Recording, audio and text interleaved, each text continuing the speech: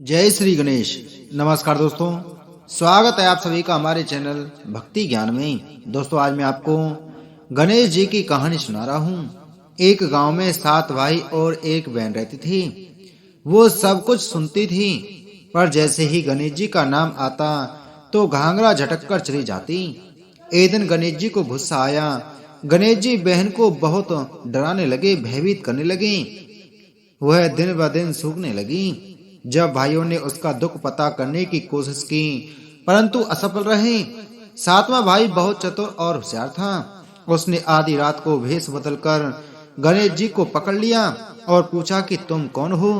तुम मेरी बहन के साथ छल क्यों करते हो? वे बोले, मैं गणेश जी हूँ। तेरी बहन सारी बातें सुनती है, पर मेरा नाम आते ही दूर चली जाती है, इसलिए मैं उसे डराता हूँ। भाई ने पूछा कि आप इसका उपाय बताओ। तो गणेश जी बोले कि कोई भी कहानी कहो। तो गणेश जी की कहानी कहे बगैर नहीं उठना चाहिए। बहन ने उस दिन से नियम रखा कि वह रोज गणेश जी की कहानी सुनेगी और कहानी सुनने के बाद ही कुछ खाएगी।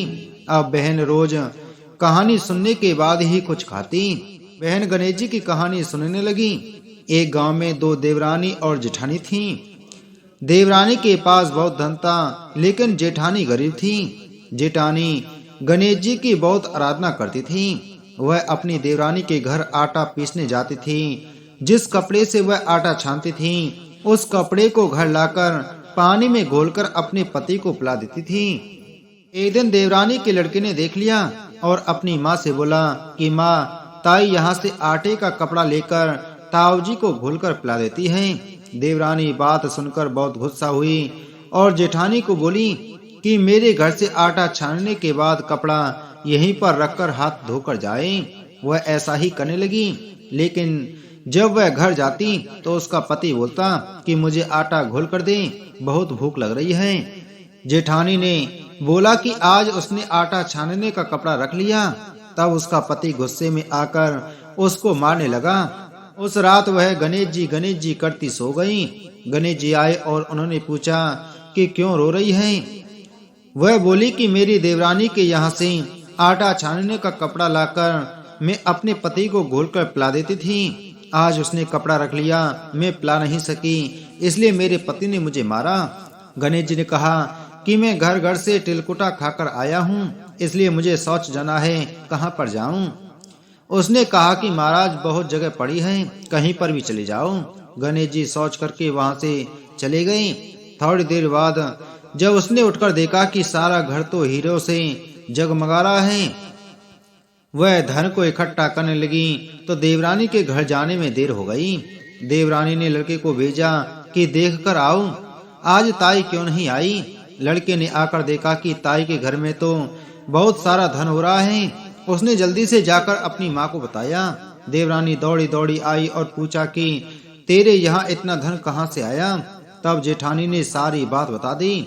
इतनी सुनकर देवरानी घर पर आई और अपने पति से बोली कि मुझे भी लकड़ी से मारो। जेठानी के पति ने उसे लकड़ी से मारा था, उसके घर बहुत धन हो गया। उसका पति बोला कि तू धन की भूख की क्यों मार खाती है? लेकिन वह नहीं मानी। उसके पति ने उसे खूब मारा। वह सारा मकान खाली करके गणेश जी का नाम लेकर सो गई। गणेश जी आए और बोले कि मैं घर घर से तिलकुटा खाकर आया हूँ, इसलिए मुझे शौच जाना है, कहाँ पर जाऊँ? तब वह बोली कि महाराज, मेरे तो बहुत बड़ा मकान है, कहीं पर भी चले जाओ। गणेश जी सोच करके वहां से अंतर्ध्यान हो गए। थोड़ी देर बाद वह उठकर देखने लगी तो उसने देखा कि घर में बहुत सारा कूड़ा कचरा रखा हुआ है। यह देखकर वह बोली कि महाराज, आपने तो मेरे साथ कपट किया है। जेठानी को तो इतना सारा धन दे दिया और मुझे कूड़ा करकट दिया है। गणेश जी वहां आए और बोले कि तू धन की भूखी मार खाई और वह धर्म की भूखी। देवरानी बोली कि महाराज, यह सब कूड़ा कचरा समेटो, मुझे तो धन नहीं चाहिए। तब गणेश जी ने कहा कि तेरे पास जितना धन है उसमें से आधा जेठानी को दे दे, तब यह सब कूड़ा कचरा समेट लूंगा। देवरानी ने जब अपने धन में से आधा धन जेठानी को दिया, तब गणेश जी ने अपनी सारी माया समेटी। वह कहानी सुनने के बाद बोली, हे गजानन गणेश जी महाराज, देवरानी को दिया वैसा किसी को मत देना, जेठानी को दिया वैसा सबको देना। गणेश जी की कहानी कहने वाले को, गणेश जी की कहानी सुनने वाले को, हुंकारा देने वाले को और पूरे परिवार को देना। इस तरह से गणेश जी बहन पर प्रसन्न रहने लगे और उसकी सभी कामनाएं पूरी करने लगे तथा उसे अच्छा वर दिया। हे गणेश जी महाराज, जैसे आपने बहन पर कृपा करी वैसे सब पर करना। बोलो गणेश भगवान की जय।